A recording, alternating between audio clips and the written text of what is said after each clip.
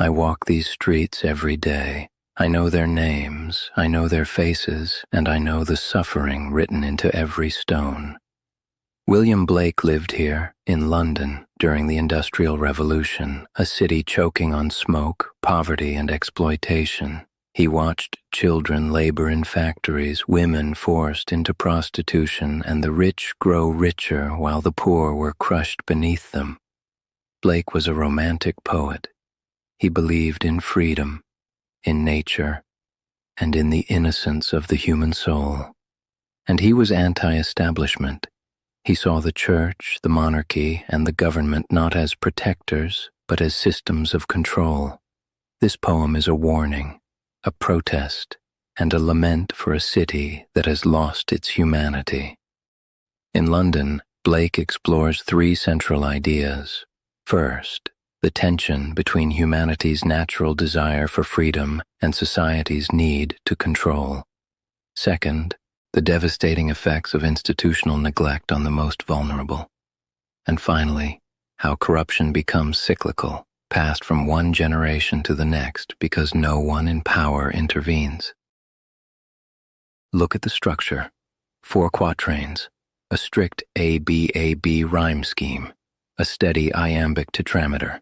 Everything is controlled, predictable, repetitive.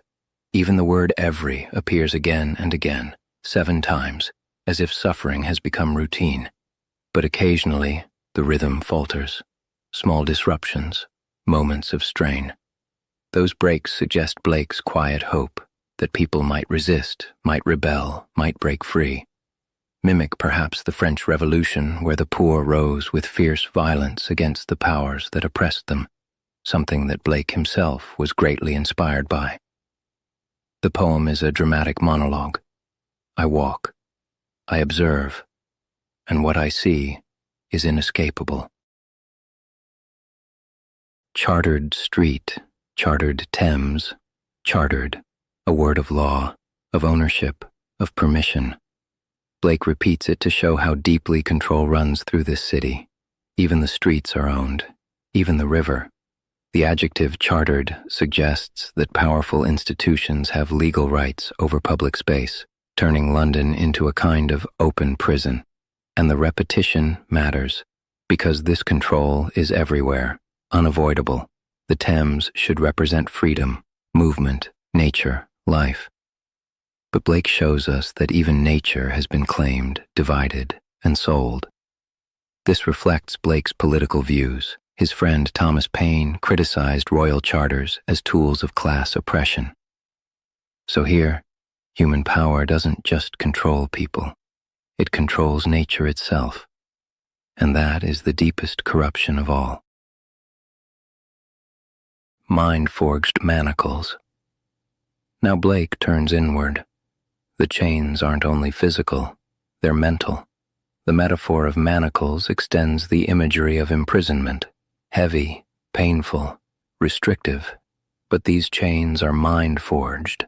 That changes everything.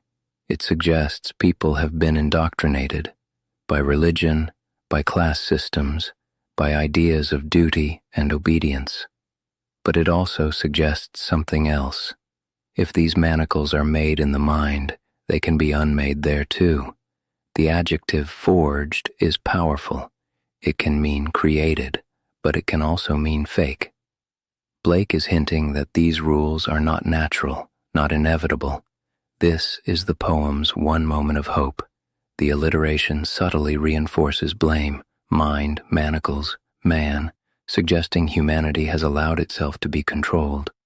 Blake isn't just attacking institutions, he's challenging people to wake up. How the youthful harlot's curse blasts the newborn infant's tear. This is where Blake shows the true cost. The juxtaposition of youthful and harlot is heartbreaking. She is young. She should be innocent. Instead, she is exploited, and the newborn infant, already suffering. Blake shows a society where corruption begins at birth and never ends. The noun curse is deliberately ambiguous. It could be swearing, anger at men who exploit her. It could be a literal curse, damning a society that has failed her, or it could suggest that she herself is cursed, trapped in a life she cannot escape. The verb blasts is violent, irreversible. It suggests the damage done to the next generation is immediate and permanent. This is Blake's warning. When leaders do nothing, innocence is destroyed and misery repeats.